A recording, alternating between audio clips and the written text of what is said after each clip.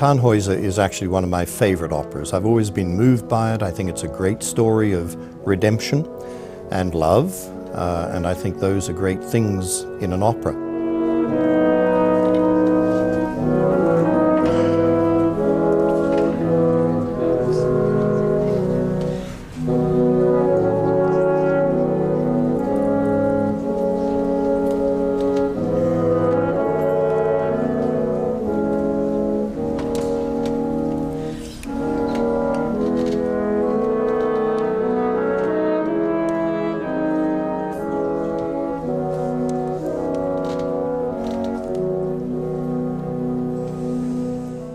In 1977, I saw a production at the Metropolitan Opera that just blew me away. It was designed by Gunther Schneider-Simpson.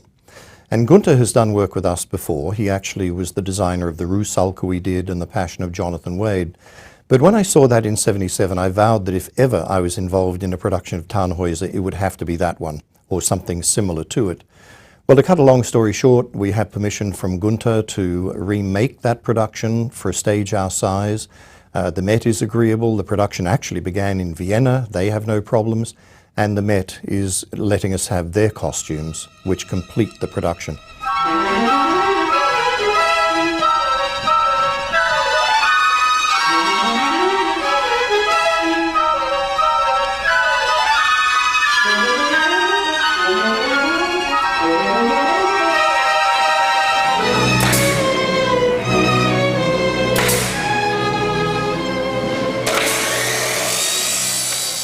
Let's talk about the production itself, because it has a very interesting history. And I'd like to start actually with James. Now, it was originally designed by Gunther Schneider-Simpson. The concept of the production is basically from the Vienna State Opera and the Metropolitan. Both of those productions were produced by Otto Schenk and Gunther Schneider-Simpson together.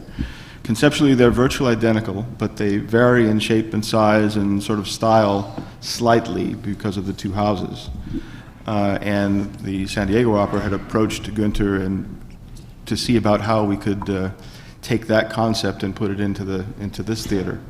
And as Gunther is now 82 years old, he's a little bit infirmed and not quite able to travel or actually work, really. So he asked me, I having been his friend for more than 20 years now and being somewhat of a student of his and he a mentor to me, I was very, very proud to accept the challenge to put the production in this theater. It was one of the first, projected scenery success stories in the United States. And it's, as somebody who studies scenery and studies the history of scenic art, this production is one of those ones that's always in the books, and it always talks about Schneider-Simpson, and it talks about his ability to blend built scenery and projected scenery, to live in both worlds, and it's not an easy thing to do.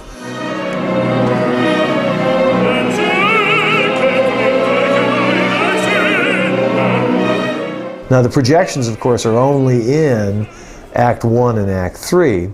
Act 2 is dimensional scenery, like that's in the model behind me.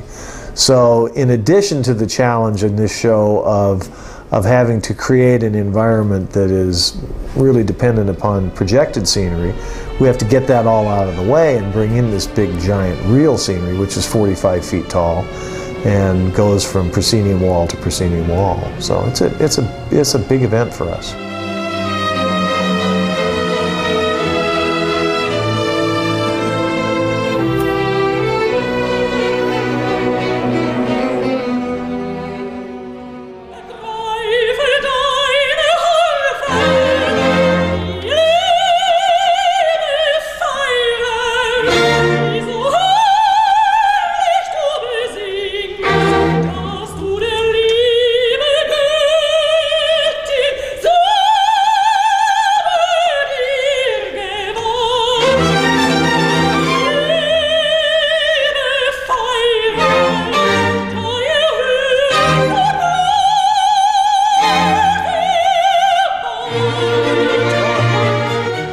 What is it that makes a good Wagner singer, a good singer of Wagner? What do you need? to sustain these very long phrases and that the voice really can cut through the orchestra, you really have to have had sung for quite a few years. And you have,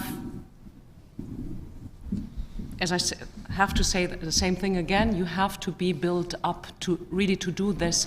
It's not about singing as loudly as you are just able to sing, but you have to have the quality of the voice and the body just to do this. No, because there's a difference between the amplitude or the volume of the voice and what you call cut. Yeah. That there has to be, for lack of a better word, a kind of an edge or a point. Yeah.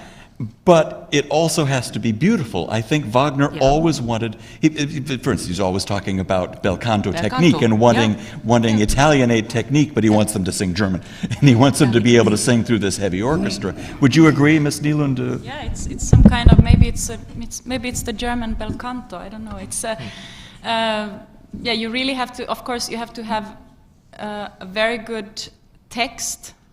So that, because for Wagner, of course, his own text was very important, and to tell this story. I mean, in all operas, but especially this German language, and to have the voice to really stay over the orchestra, never to sing into the orchestra, because then you are lost.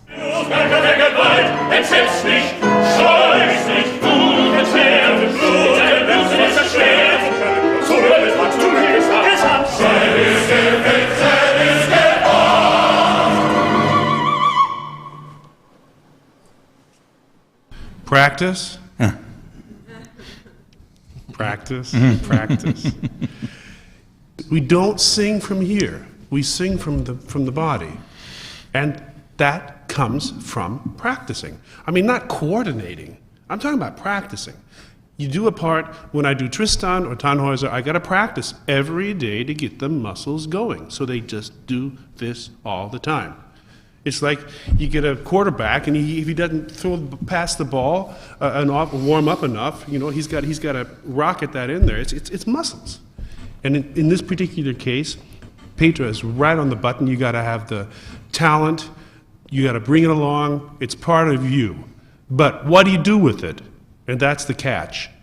I love this expression, cutting through the orchestra, as if the orchestra is some sort of animal and we're here to slaughter it, and we must, conquer it. But I think if we want to blend with the orchestra, with the orchestral sounds, by producing vowels alone, you can't do that. We have to make use of the voice more also as a percussive instrument, which is, as our maestro said in one of the rehearsal, that wonderful German word Zischlaute, which means sounds of the language that buzz, basically. And the more we do that, the more we can be, first of all, understood, which is also kind of important in the theater, and heard as well.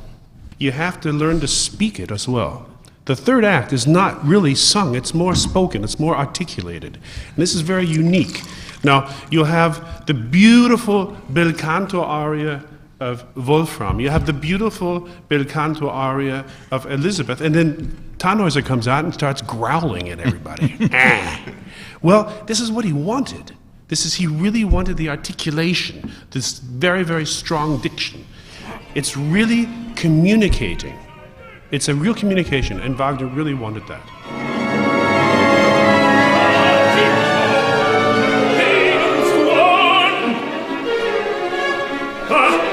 Fühlst du dich mir gelüftet? Mir, es ist dich getan. Und nein, bist du nicht heute dürfte. What is the most challenging part of singing the role that you're doing for us? But it's very difficult to answer that question because, openly, the truth is, it's my job. And if I can't do it, I better not even try because I will want to kill myself at the end. Or maybe you'll want to kill me, but we're not going to have that. It's full, as I said before, it's full of contrasts.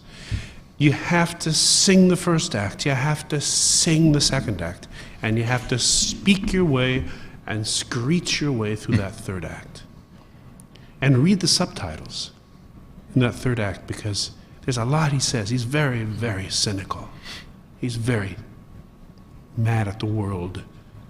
So it's very, very, very moving, I see. The challenge is, how do we perform on stage and be spontaneous at the same time, and bring all our preparation and our technique and our stage direction together and find a moment where, and for Wolfram in particular, because he, in the second act, there is this, what's called the Singer's War, der Sängerkrieg. It's of course not a war, it's a contest, yeah, it's with a wonderful prize in the form of a gift being bestowed by Elizabeth. But it's a little bit like the TV show, what is it called, What Line Is It? Whose Line Is It? Where they said, and today you're going to improvise on love. And then Wolfram is chosen to improvise and dig deep to find out the origin and the meaning of love. And it has to be so spontaneous. Wir Edlen möchten diesen Worten lesen, wie ich erkenn, der Liebe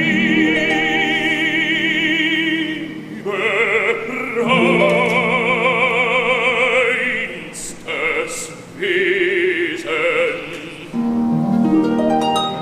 For me, the greatest challenge is to find that moment. You'll observe that Wagner, on each of these important works, makes a special turn, be it harmonically or melodically or in the instrumentation. And at the same time, naturally, having this big symphonic orchestra, he could add immensely psychology, subconscious, human relations which are not spoken. For instance, a wonderful relation in Tannhäuser is the relation between Wolfram and Elizabeth. He loves her deeply, but this is never said with one word. But the music makes you cry, because the music makes you understand this personal tragedy between these two persons.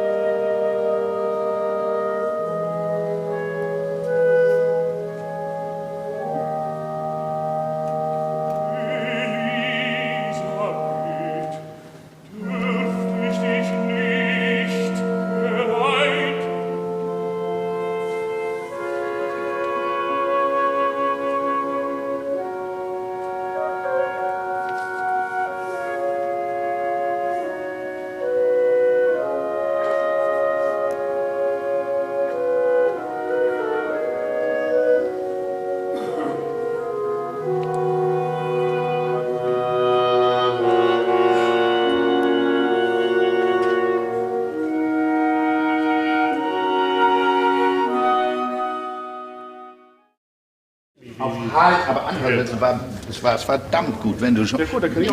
Geh schon in die Knie, dann machst du bitteschön, bringt mich um, dann kommt sie mit Halt und da trifft sich nochmal der Blick von ihr und dir.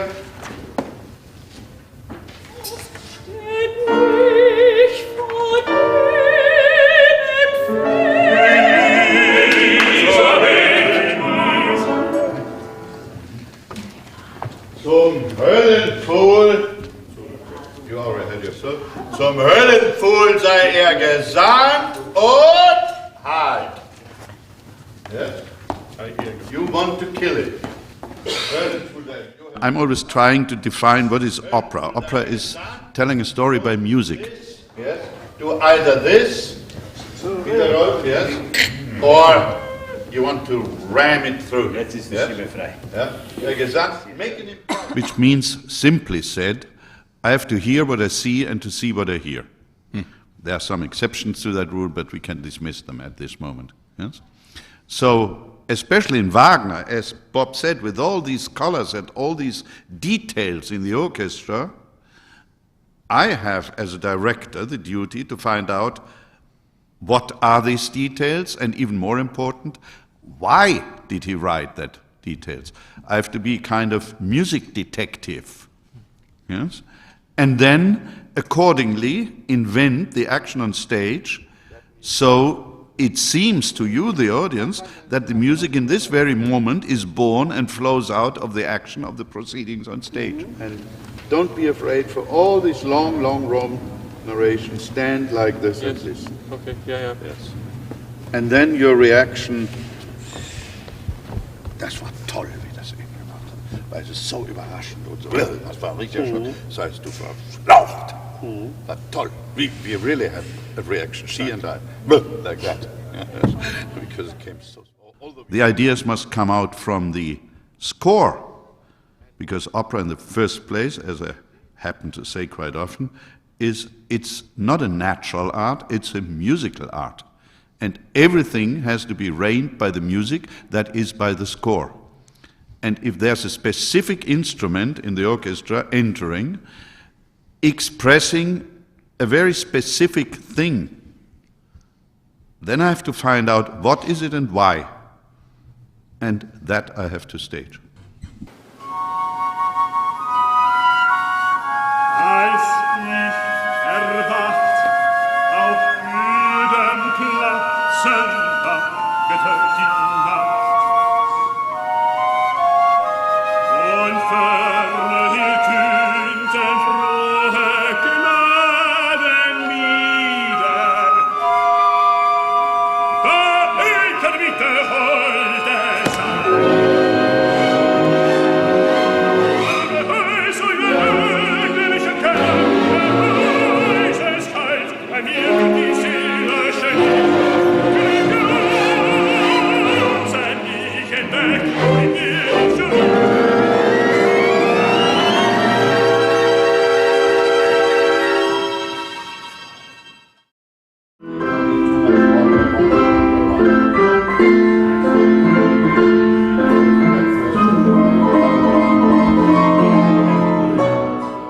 Obviously, the Venusberg scene happens at the very top of the opera.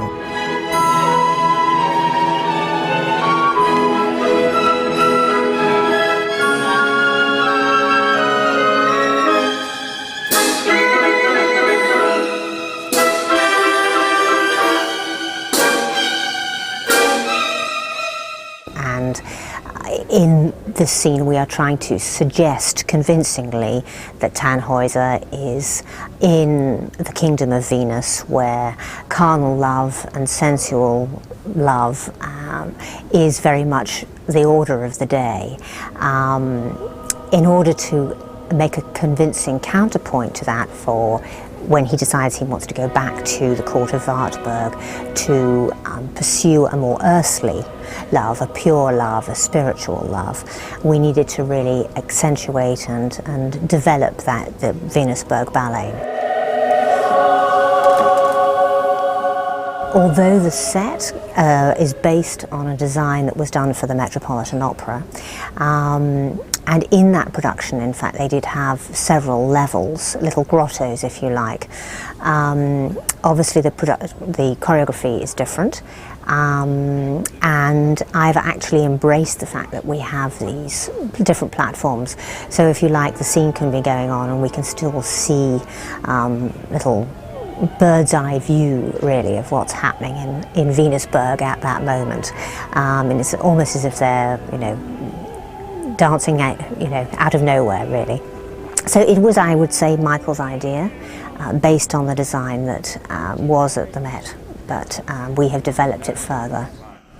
Those sender goes slightly down, this one goes down, and they go normal portal exit, if you want to use them. Yes? You also can have... I find that generally you have to have a dramaturgical thread that feeds through your work as opposed to an abstract dance. And obviously, particularly in this show, that's been the case. Good evening.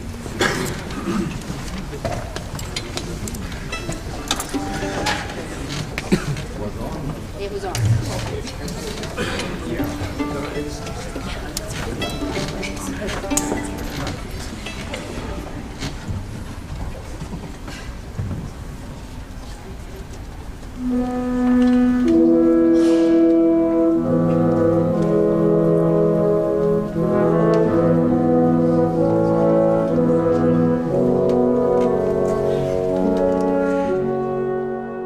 As a conductor, you have to love the singers, and you have to love also the orchestra. So to find this balance, that is really the most difficult thing, you know.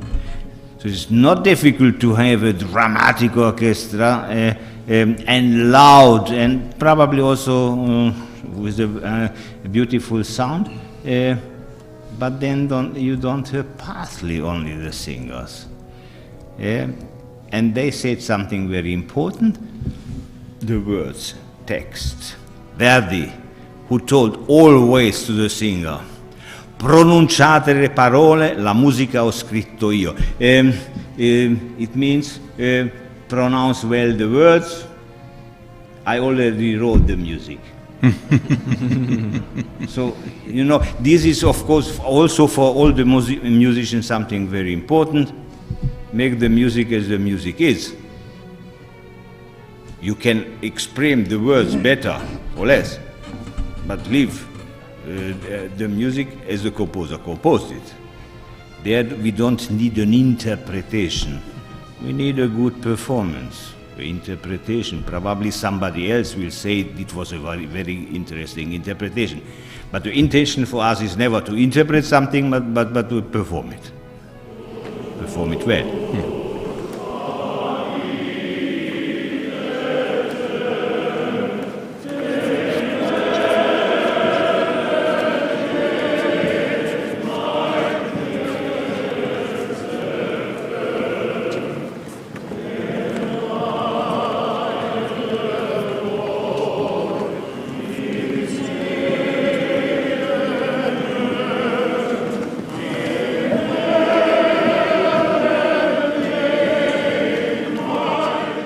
The core writing for this opera in particular, and for all of Wagner writing, all of his vocal writing, is that he wrote very instrumentally for the voice. And for the choruses in this entire show, the way they're written, the way they're split, you can tell that he was singing instrumentally.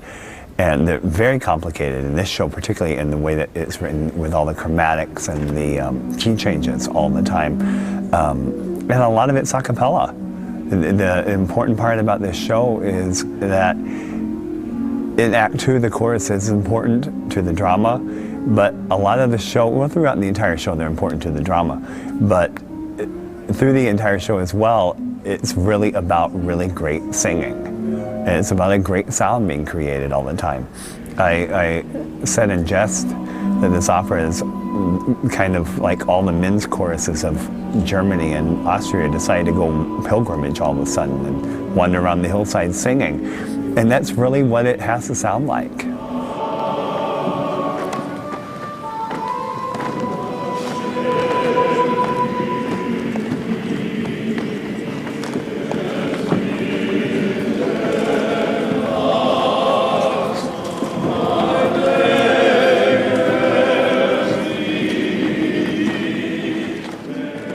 I think I would say that the most difficult thing about this production for the chorus is not singing great. The difficulty is what they have to do dramatically. And that they have to, as you say, they have to enter and then they have to exit. And the sound quality has to be the same from off stage to on stage to off stage again. And after you achieve the right sound quality, you have to achieve a cohesiveness where you're all singing together, where none of you are in the same place at the same time. And getting that to happen with people, half of the chorus off stage, half of them on stage, they're wandering on, they're climbing stairs, they're going down steps on stage and climbing over rocks, has been a challenge and is a real difficulty for them, but they've done really great with it.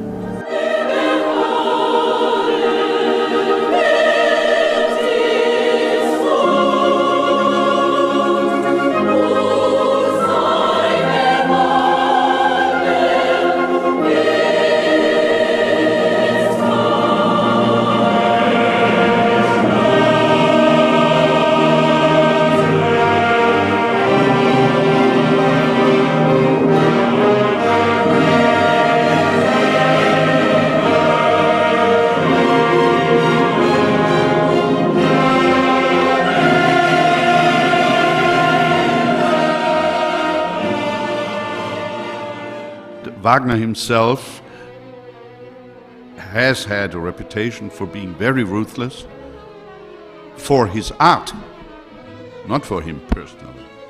But when it was about his art, he was absolutely ruthless, destroying other people. There were corpses all along his biographic way. And so again, Tannhäuser was interesting for him, and he took that story to compose this theme.